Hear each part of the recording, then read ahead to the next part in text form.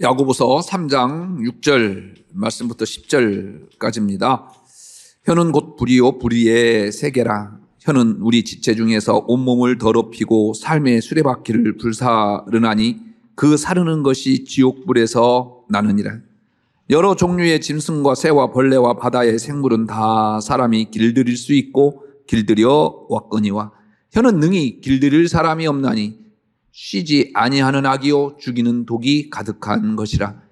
이것으로 우리가 주 아버지를 찬송하고 또 이것으로 하나님의 형상대로 지음받은 사람을 저주하나니 한 입에서 찬송과 저주가 나오는도다. 내 형제들아, 이것이 마땅하지 아니하니라. 아멘. 제가 가장 싫어하는 동물 가운데 하나가 뱀이에요. 시골 출신인데도 이 뱀만 보면 아주 몸서리가 쳐집니다.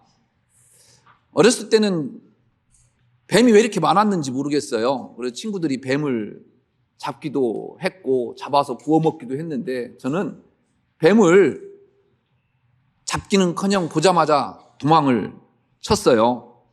대부분 여러분들도 왜 설교 첫머리에 뱀 이야기를 해서 그러는가? 여러분들 표정 보니까 그런 것 같아요.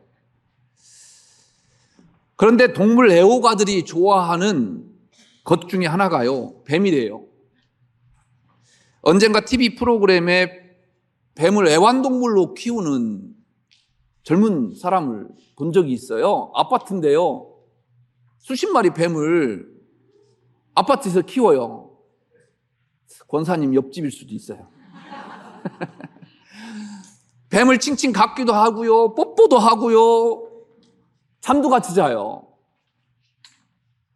전혀 길들여지지 않을 것 같은데 잘 길들여서 함께 삽니다. 사자도 그렇고요, 호랑이도 그렇고 심지어 악어도 잘 길들여서 돈을 버는 사람들도 많습니다.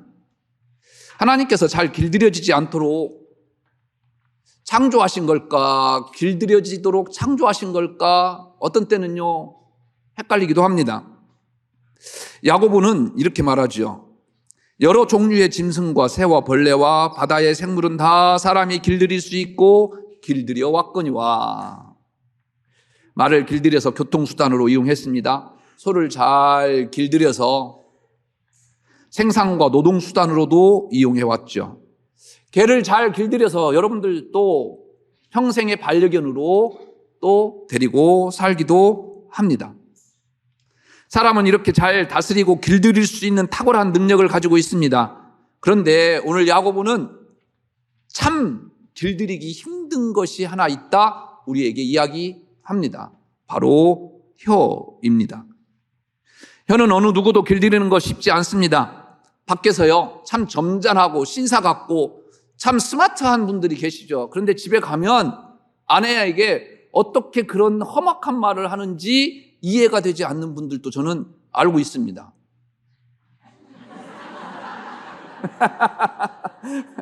잘 알고 있다니까요. 어떻게 저런 사람이 그런 말을 할 수 있을까 의아한 분들도 있어요. 그만큼 말이라는 게 길들여지기 힘들다라는 증거지요. 제가 오늘 설교해도 여러분들 그 혀가 길들여지지 않는다라는 거 잘 알고 있어요. 이게 목사로서 참 애환이지요. 그런데 우리가 이 말을 하나님께서 우리를 창조해 주셨던 이 육체를, 지체를 어떻게 잘 이용해야 할 것인가 말씀은 드려야 될 것 같아서 바뀌지 않더라도 말씀드리겠습니다.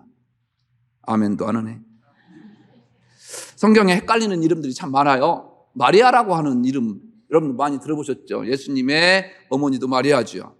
근데 이 마리아가 왜 이렇게 많은지 모르겠어요. 헷갈려요. 마르다의 동생 마리아도 있고요, 또 성경에 자주 등장하는 막달라 마리아라고 하는 사람도 있어요. 이 막달라 마리아라고 하는 사람이 성경에 나오는데 예수님을 누구보다도 사랑해서 또 한간에는 예수님의 애인이었다라고 하는 사람도 있고요. 학자들마다 이 막달라 마리아에 대한 이야기가 많이 나오는 사람 중에 하나죠. 또 있습니다. 야고보예요. 예수님의 제자 중에 이 야고보가 2명이나 있어요. 여러분들이 일반적으로 야고보 하면 세베대의 아들 야고보를 생각하게 될 겁니다. 그의 어머니가 살로메인데 예수님께서 마지막 날에 곧 올 것이다라고 했을 때 이 살로메가 아들 둘이 있지 않습니까? 당신의 제자로 드렸지 않습니까? 하나는 오른쪽에 하나는 왼편에 놔달라고 부탁했던 야고보와 요한이죠. 바로 이 야고보는 12제자 가운데 최초로 순교했던 그 제자이기도 하지요. 또 알파요의 아들 야고보라고 하는 사람도 있어요. 성경에 이 알파요의 아들 야고보에 대해서는 많은 기록이 없습니다. 내려오는 유전에 의하면 예루살렘 성전에 유대 교도들이 데리고 올라가서 그곳에서 떨어뜨려 죽였다, 순교했다라고 하는 이야기도 있습니다. 또 예수님의 동생 야고보도 있습니다. 예수님 당시에는요, 형을 믿지 못했습니다. 그러나 이 예수님께서 죽으신 후에 부활하신 예수님을 만난 후에 예수님의 제자가 되지요. 예루살렘 공의회의 의장을 하는 등 베드로와 요한과 함께 초대교회의 큰 기둥이 되었던 사람이 바로 예수님의 동생 야고보예요. 오늘 제가 읽어드렸던 이 야고보서는 이 예수님의 동생 야고보가 쓴 글입니다.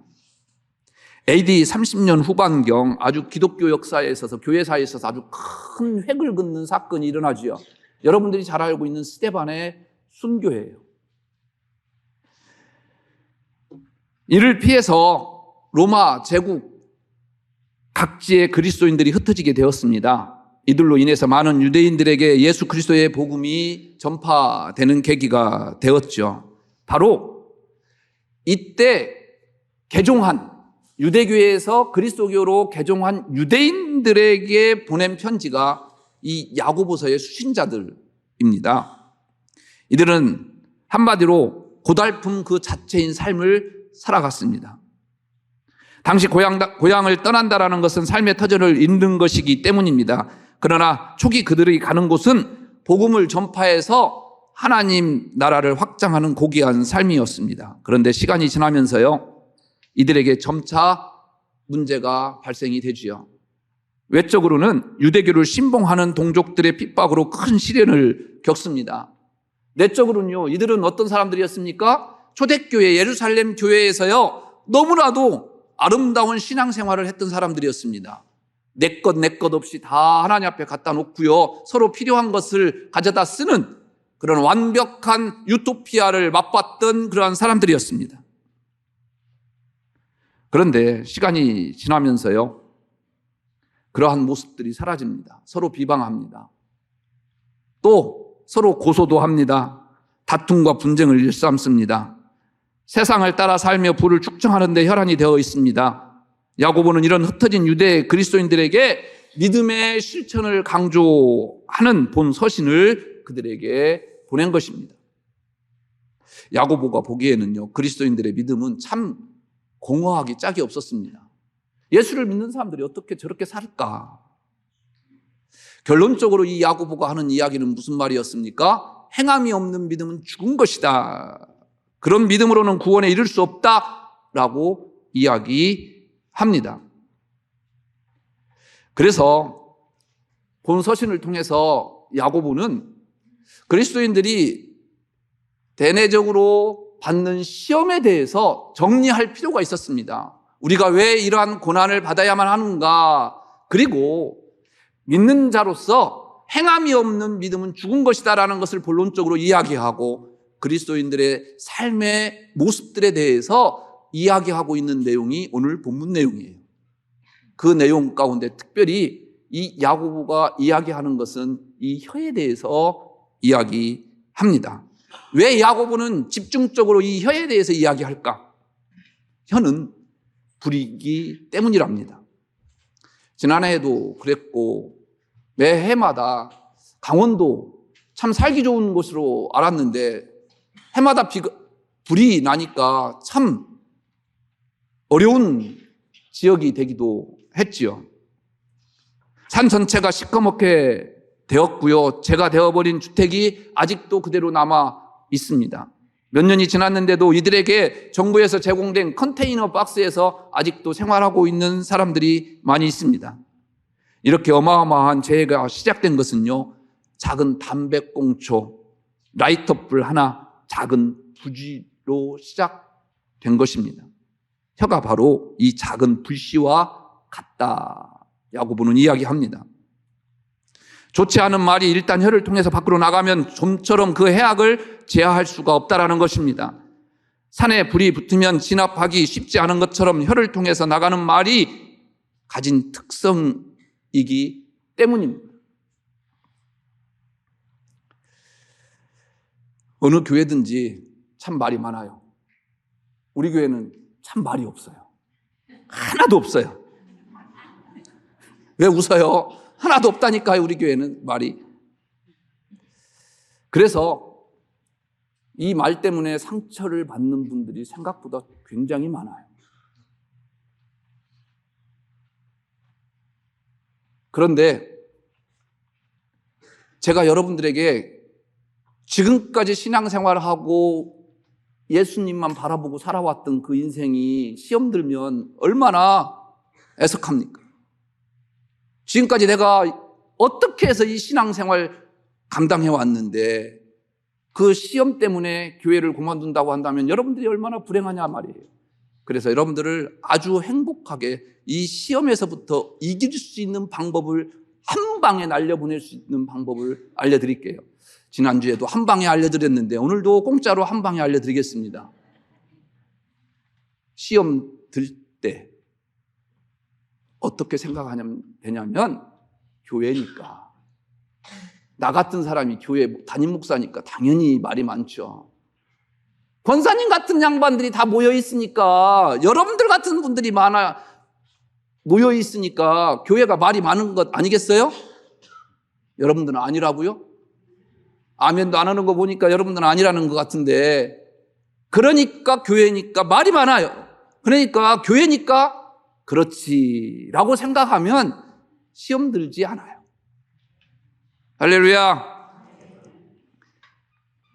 권사님, 당신에게만 내가 꼭 얘기할게. 당신만 알고 있어? 저한테 찾아와서도요, 이미 다 얘기했어요.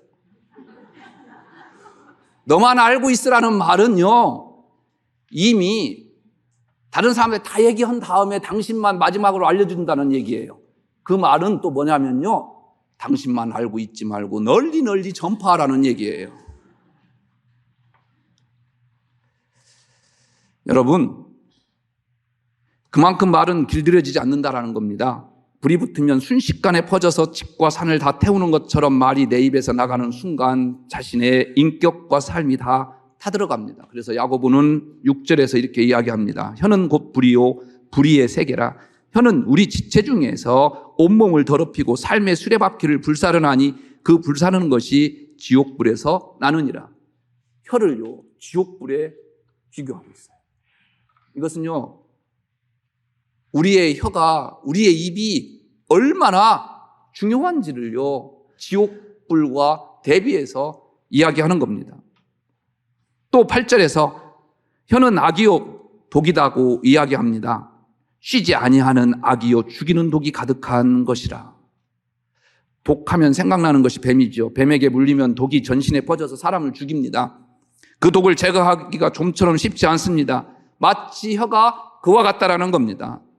혀를 놀리는데 돈이 들어갑니까? 당장 피해가 있습니까? 그러니까요, 하고 싶은 마음대로 하는 거예요. 그런데 여러분들이 마음껏 아무 손해가 없다고 하는 그 말이 상대방에는요, 심장을 찌르는 그러한 칼이 될 수 있다는 것 기억하십시오. 요즘 연예인들이 자주 극단적인 선택을 하는 이유가 무엇입니까? 사람들이 다는 댓글 때문에 그래요. 댓글이요, 곧 혀예요. 말이죠. 악한 말을 들으면요, 우리 뇌리 속에 빨리 잊혀지는 게 아니라 또 되새김질 되고요, 또 되새김질 되는 게 이 말의 힘이에요. 능력이에요. 그래서 악한 충동에 빠지게 된다는 거죠. 또 하나가 악한 말을 내뱉으면 그 말을 정당화하기 위해서 혹은 그 말을 덮기 위해서 또 거짓말을 해야 됩니다. 악한 말을 또 해야만 합니다. 한번 거짓말하게 되니까 또 다른 거짓말을 하게 되니까 걷잡을 수 없는 불과 같다라고 야고보는 이야기합니다. 그 불이 곧 악이다. 야고보는 오늘 본문을 통해서 이야기합니다. 그렇다면 우리 그리스도인들이 언어 생활을 어떻게 해야 될 것인가? 가급적 말을 하지 않으면 돼요. 말을 많이 하면 적게 하는 사람보다 분명히 실수를 많이 합니다. 그리고 말을 많이 하는 사람이 사람들에게 상처를 주는 것은 분명합니다. 사람은 나이 들어가면서 말이 많아져요. 죄송합니다. 여러분들은 안 그래요. 우리 꿈꾸는 교회 교인들은 절대 그렇지 않고 저 동네 다른 동네 가는 그렇다는 거죠. 살면서 배운 게 많아지고 또 들은 게 많아지다 보니까 경험이 많다 보니까 아랫사람들에게 늘 이야기를 하고 싶고 참견하고 싶어지죠. 오늘 야고보가 우리 교회에 다니는 사도라고 했다면 분명히 오늘 말씀 후에 이 말씀은 꼭 집어넣을 것 같았어요. 그 말씀이 무엇인지 기대되시죠? 뭘까요? 나이 들면 입은 닫고 지갑은 열어라. 그 말 할 것 같아요. 시리아 북쪽에 위치한 타우라스 산 정상은요, 조류의 제왕인 독수리들이 털을 잡는 서식지로 유명하다고 합니다. 타우라스 이 산은요, 굉장히 척박해서 사실 독수리들이 살아가는데 곤란을 겪게 된다고 합니다. 그런데 1년에 딱 2번 아주 포식을 한다고 합니다. 이 산에서. 이곳을 넘어 이동하는 두루미들 떼가 있기 때문입니다. 독수리가 먹이를 잡아먹는 것은요, 어떤 녀석들인 줄 아세요?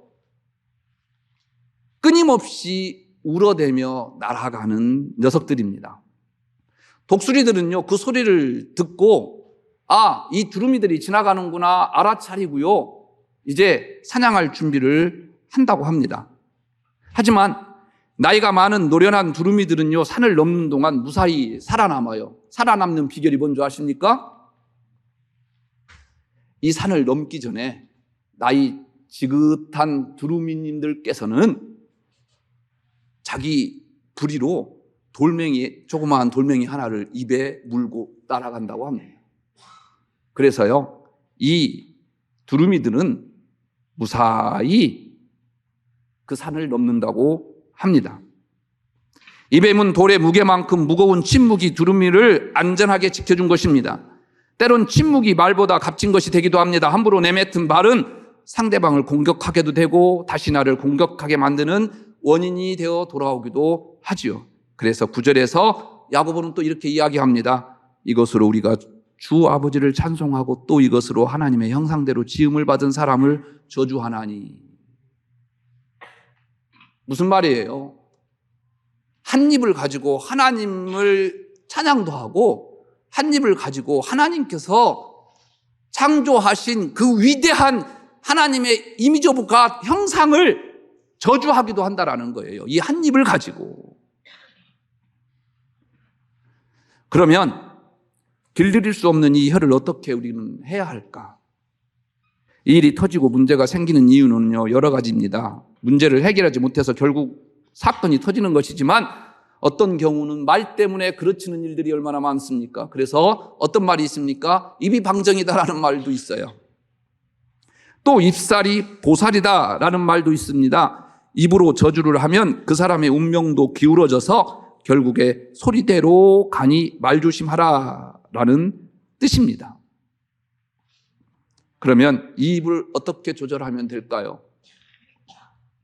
야고보서 3장 3절은요, 이렇게 이야기합니다. 말의 입에 재갈 물리는 것은 감당할 수 없이 날뛰는 말을 순종하게 하려고 그 온몸을 제어하려고 입에 재갈을 물리는 것이라고 합니다. 그렇다면 사람의 말은 무엇으로 재갈을 물려야 될까요? 다윗은 이렇게 그 방법을 우리에게 고백합니다.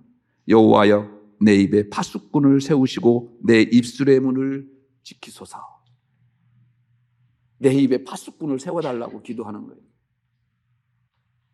여러분, 다윗도 다윗의 말 때문에 어려움을 당했던 것 같습니다. 아니면 말 때문에 하나님께 죄를 지은 적이 있는 것 같습니다. 말은 자신을 무너뜨리는 것이 되기 때문에 다윗은 말의 무서움을 깨닫고 있습니다. 그래서 내 입술에 파수꾼을 세워달라 이야기하고 있습니다. 말씀으로 내 입에 파수꾼을 세우는 것이 무엇일까요? 누가는 이렇게 이야기하죠. 그것을 선한 사람은 마음에 쌓은 선에서 선을 내고 악한 자는 그 쌓은 악에서 악을 내나니 이는 마음에 가득한 것을 입으로 말함이니라. 우리 드림 찬양단이 오늘 또 세 번째 찬양할 때 예수로만 충만케 해달라고 찬양했던 것처럼, 우리 함께 찬양했던 것처럼 우리 마음속에 예수로 가득 채우면, 우리의 심령에 예수 그리스도의 말씀으로 가득 채워진다고 한다면 어떠한 상황 속에서도 우리의 말에 파수꾼이 세워진다라는 말 아니겠습니까? 누가복음 11장에 보면 더러운 귀신이 사람에게 나갔다가 다니면서 쉴 곳을 찾지 못하고 다시 들어오는 이야기 있죠. 다시 들어왔습니다. 몇 명이 같이 들어왔습니까? 7 귀신들을 몰고 들어왔다는 거예요. 왜요? 깨끗이 도배도 해놓고 장판을 깔아놨는데 그곳에 가득 무언가 채워져 있어야 되는데 채워지지 않으니까 다시 자기들이 거할 곳이 없으니까 이 귀신들이 들어왔다라는 얘기예요. 우리에게 큰 의미의 말씀을 우리에게 주는 겁니다. 무엇입니까? 우리의 마음속에 예수로만 가득 차지 않는다고 한다면 늘 사탄은 우리 마음속에 들어올 수 있다라는 거예요. 우리의 마음속에 들어와서 뚜아리를 뚫고 있다라는 거예요. 그래서 우리는 우리 마음속에 말씀으로 또 예수로만 충만하게 되기를 기도해야 된다라는 것입니다.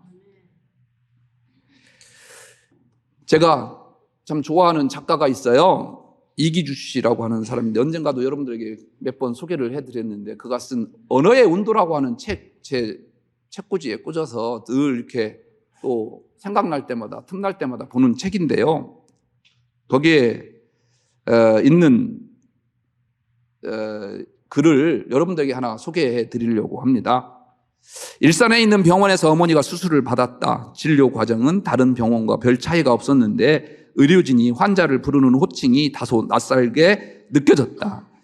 나이 지긋한 의사가 회진하러 병실에 들어왔는데 그는 팔순을 훌쩍 넘긴 환자를 대할 때도 박 원사님, 김 여사님 하고 인사를 건넸다.